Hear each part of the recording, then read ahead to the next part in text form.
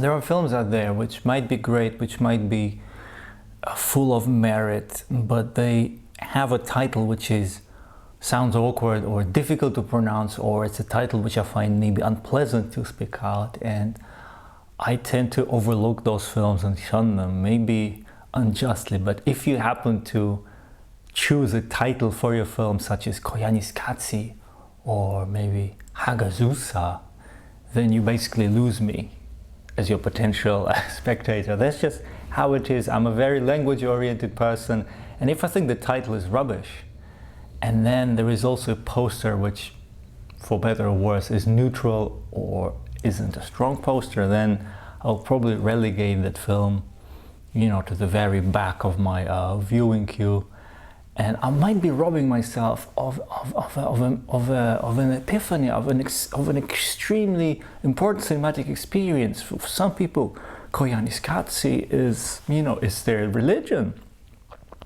But this is just how I operate. Whereas there are other films which have titles which immediately turn me on, and I get the buzz and I get the feeling that I want to see this. And maybe those films are rubbish.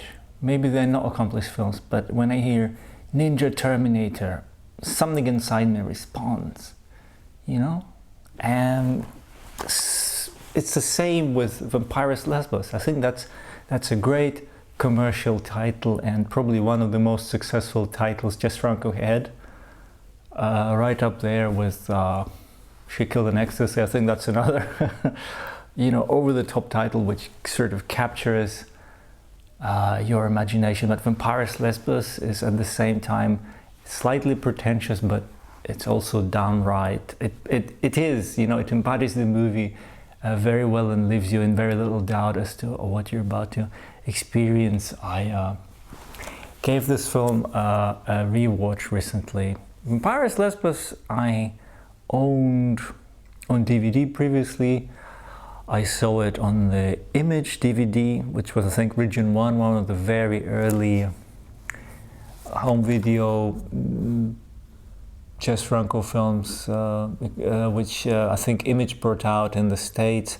And that one was non-anamorphic, and the colors were a little bit on the washed out side. And then there was a Region 2, or rather Region 3 UK DVD from Second Sight, which for that time was an incredible step up, incredible improvement. It was anamorphic, and I think it was slightly longer possibly. And now I have this Severin Blu-ray. There is also a nice German Blu-ray, slightly harder to get, which doesn't have the DNR. The only difference is the Severin has like an English language interview with Jess Franco plus a Stephen Thrower speech, which where Stephen Thrower does what Stephen Thrower does best. He talks in a reasonably scholarly but at the same time engaging way about the film. And the German Blu-ray has a better presentation of the main feature itself, which has a bit more grain, and it doesn't have the pasty appearance, the slightly pasty appearance of this one here. So there is more detail in the German Blu-ray, but I'm not sure if it's English friendly, and it lacks the extras. So ideally, if you're a big Franco fanatic, you should really somehow get the both of them if you can, or just hold out till they inevitably upgrade Vampirus Lesbos to UHD, which I'm sure we'll hear the news at some point this year. I don't know why. Maybe because it's one of those films that's just begging to be seen in the most colorful presentation possible, because it's a visual trip, and just the opening credit sequence is something that struck me. I saw Vampirus Lesbos when I probably wasn't even 20 when I first saw it, and just that harbor, and you see there is like a misty kind of a harbor, and it's all lilac color sky, and there is a barge of some sort on some kind of a boat, and you see the sun, and it's slightly blurry, and it's almost hard to tell whether the camera is not quite focused or it's because there is some kind of mist hanging over that seascape. It's a great way. It's sort of, you take the plunge into the universe with those bold yellow credits printed over it, and then there are occasional shots of Soledad Miranda sort of caressing the camera and trying to reach out to the camera, which is, I think, one of the first instances where it opened me up. It made me aware of what a wide-angle lens is capable of, what a monster a wide-angle lens can be, in terms of, it can really create almost 3D effect of interacting with the film image. And I'm pretty sure that I saw Vampire's Lesbos before Clockwork Orange, which is another film which could be named a celebration of the wide-angle fisheye experience. So to me it was actually Jess Franco and not Kubrick who introduced me to the idea of creating those kind of almost cubist images. And I think in that era, pre-digital era, wide-angle was indispensable if you wanted to really wrap, make space wrap around your eyes somehow. It was a really great way of creating almost an immersive experience.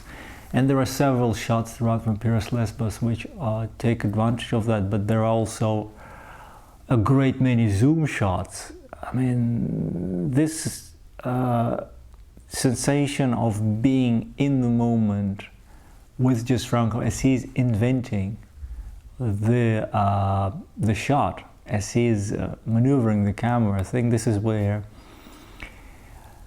you either go along with this and you become a Jess Franco admirer because you are happy to co-improvise it, to be there with a person who's pulling something out of the head in front of your eyes without having a very strong focused mise-en-scène. So obviously Jess Franco knew his craft very well, so he wasn't exactly freestyling. So there was a rough framework for him, but in films like Vampire's Lesbos, he had adequate resources and seemingly plenty of inspiration, and still that energy to really channel. It's a film which is full of just creative juices, and obviously Soledad Miranda as this sun-loving vampire. It's this movie is a real capsule of what I think some people call the Jess Franco style. So I believe many people would say Vampire's Lesbos is the pinnacle, and if you only have to ever watch just one Jess Franco film, make it this one. Obviously it's impossible for a filmmaker this prolific to limit a filmography of 100 plus titles to just one, but definitely there is a lot among the more viewer-friendly Jess Franco films. There is a lot of that fun stuff sort of highly concentrated in Vampire's Lesbos, so it shouldn't, if you are a collector and if you are thinking, oh, I need to get into Jess Franco, you really couldn't leave this one out because it's such a cornerstone. And it sort of is like a shining, you could say, diamond in a constellation of slightly lesser German language productions made for the same producer as this around the same time. Some of them with Soledad Miranda. There are films like The Devil Came from Akasawa, and as I mentioned already, Jekyll and Ecstasy. Those films, each of them is is its own universe, but none of them enjoy the same elevated cult status as Vampire's Lesbos, I don't think.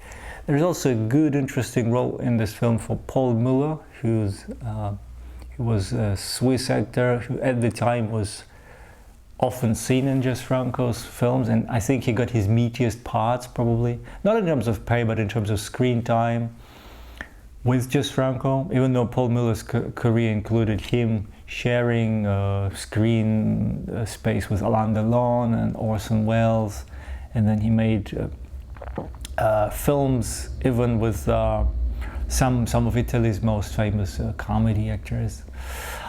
And in this film, he's a kind of a psychiatrist, and there is a great scene where he's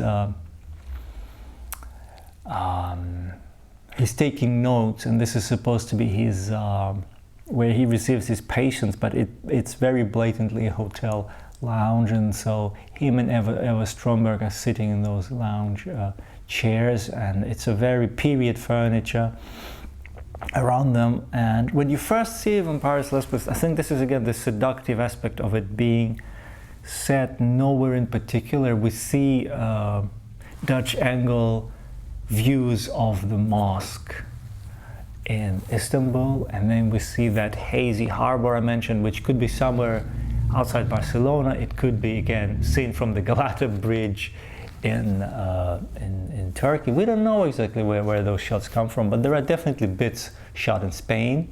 Then exteriors, some of them involving Paul Müller, where it's blatantly Turkey because you see Turkish signs, like I think there is a bank or something where they're walking around.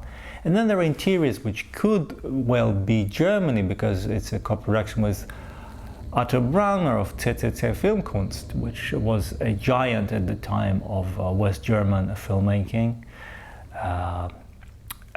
That producer, besides Jess Franco, he was probably the biggest German producer in the 60s and the 70s and made a ton of money. And some of that success he owes to the black and white Krimi films, which are sort of, it's that wave of films that was inspired by or somehow adapted from the works of either Edgar Wallace or Brian Edgar Wallace. So some of the lesser films in that category, lesser in terms of slightly less ambitious, slightly smaller budgeted, were produced by Otto Brauner. And this is why, because he had the studios in Berlin, this is why it's highly probable that at least a part of Vampires Lesbos was shot, the interiors were shot in Berlin. But it's kind of hard to tell exactly which parts, because it's just such a jumble, and it's a pleasure also to see that Jess Franco was obviously hopping from country to country at a time when they had different currency. So I wonder how they did this, changing cash into that country's currency. That was before the Eurozone was established, and before it was normal to be this kind of jet-setting person. So again, this is part of the Jess Franco myth. This film ages very well. I cannot believe it's been a good while since I first saw it, and there is still something there to enjoy. And sometimes I have to honestly say, watching 35-40 minutes of this film is enough, because it kind of sends you off on a trip of your own. It's not always maybe even such a great idea to watch it all the way through to the end, because it depends what it triggers in you. There isn't that much plot, there isn't that much twists or dialogues you've not seen or heard before, so it's all kind of recycled from the Dracula legend on certain genre films and genre tendencies of the era. But Vampires Lesbos is definitely a unique combination of pop culture and late 60s, early 70s also approach to filmmaking, which today you could call it, I guess, gonzo, because obviously the filmmakers were given a limited budget and were sent off to do whatever the hell they pleased. There wasn't tight control because there is such looseness and a sense of freedom emanating from this film, which one wishes there were filmmakers like this in the 21st century. Hey, if this is the first time you're on my channel, welcome. I'm Alex, and I mainly talk cinema on here. I'm a big film enthusiast. I also collect films on Blu-ray, DVD, and so on. So by and large, this YouTube channel is me talking cinema. I used to do more individual film reviews, but lately I'm more into just more general film talk, where I maybe mention on whatever is going on this particular week. Maybe there is some specific film due out, or maybe re-release some home video which I like or I would like to discover. So it's a bit more general. People usually discover my channel when they come Googling or using the search engine to research filmmakers such as Jess Franco and Jean Rollin. Those seem to be the two cult filmmakers that bring me the most traffic. But generally I like all kinds of cinema, including world cinema, German cinema, you name it. So I'm just here to share my interests and my curiosity for certain films, especially European cinema, and I occasionally also make brief updates where I go out maybe to see, I go out to a 35mm screening of an older film to see how it holds up today, watching it from an analog source. So I make those brief videos where I'm away from base, but mainly it's just me talking cinema. So check out the playlist. I hope you find something, a topic which interests you on the playlist, and I hope you stick around.